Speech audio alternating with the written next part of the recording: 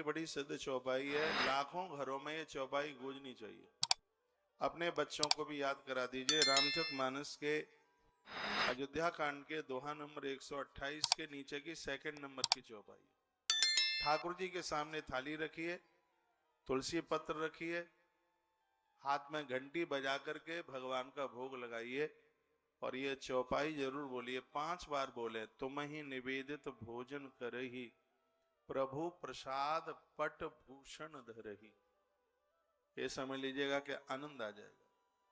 ग्रंथाकार कहते हैं, महर्षि वाल्मीकि जी कहते हैं, जिनके घरों में आपका भोग लगा करके भोजन होता है, आप उनके हृदय में अवश्य में वास कीजिएगा। ठाकुर जी का भोग लगाने से 3 चीजें आपके हृदय में बैठेंगी, राम लक्ष्मण और जानकी, यानी सत्य, त्याग और शांति।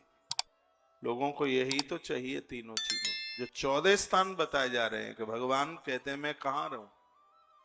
देखिए महात्मा की कितनी बड़ी महिमा है। साधु परमात्मा को भी रहने के लिए स्थान बताता है। तुम्हें कहां रहना है, हम बताते हैं ना कि तुम्हें कहां रहना है। तो भगवान ने ये वायदा किया था कि जो जो स्थान आपने बताए उस स्थान पर मैं विराजित होऊंगा। तो इस प्रयाग की कथा से मैं आप सबको आग्रह पूर्वक निवेदन करूंगा कि आप भगवान का भोग लगा करके ही घर की रसोई शुरू कीजिए। ये चौपाई एक बार और बोलता हूं, तुम्हें निवेदित भोजन करही, प्रभु प्रसाद पट भूषण धरही। बहुत लोग कहते हैं भगवान खाता तो है नहीं। मैंने कहा नहीं खाता है तो भी भोग लगाइए, वो खाता है। जैसे इस फूल की खुशबू हम लें, बड़ी इसमें से खुशबू आ रही है, इसकी सुगंधी मैंने ली। यदि इस फूल को तौला जाए तो इसका वजन एक रत्ती भी कम नहीं होगा। इसका वजन पूरा है, इसकी खुशबू मैंने ली।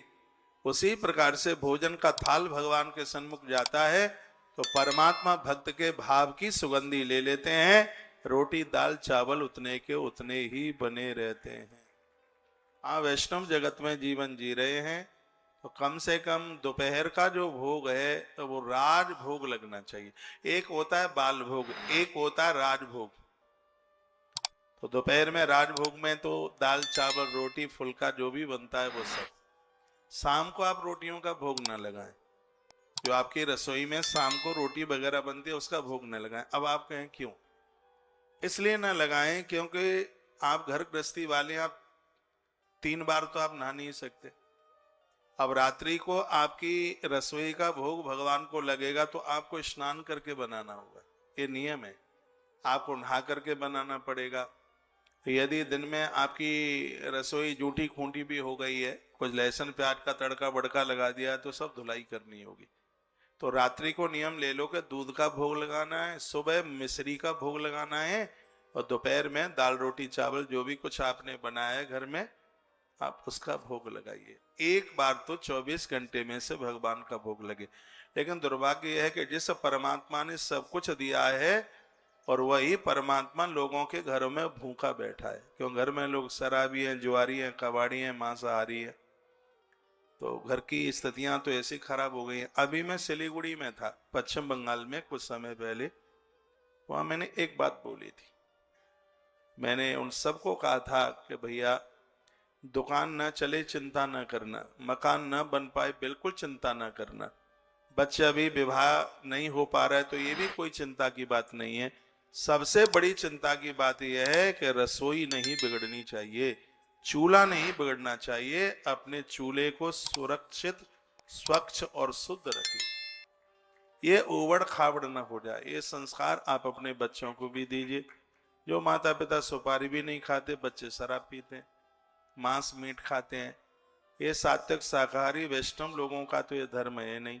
तुलसी आंगन में है लेकिन बच्चे नॉनवेज खाते हैं। आप संस्कार सभ्यता क्या दे पाए?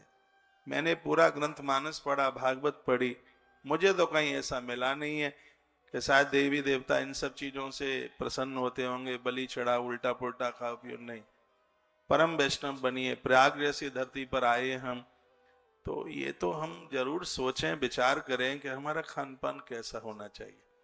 तो मैं निवेदित भोजन करे, थाली रख दें भगवान के सामने, इससे ही काम नहीं होता है। तो मैं निवेदित भोजन करने का मतलब है कि आपके परिवार में लोग वही खाएं जिसका भोग भगवान को लगता है तब वही परमात्मा हमारे और आपके हृदय में वास करेगा।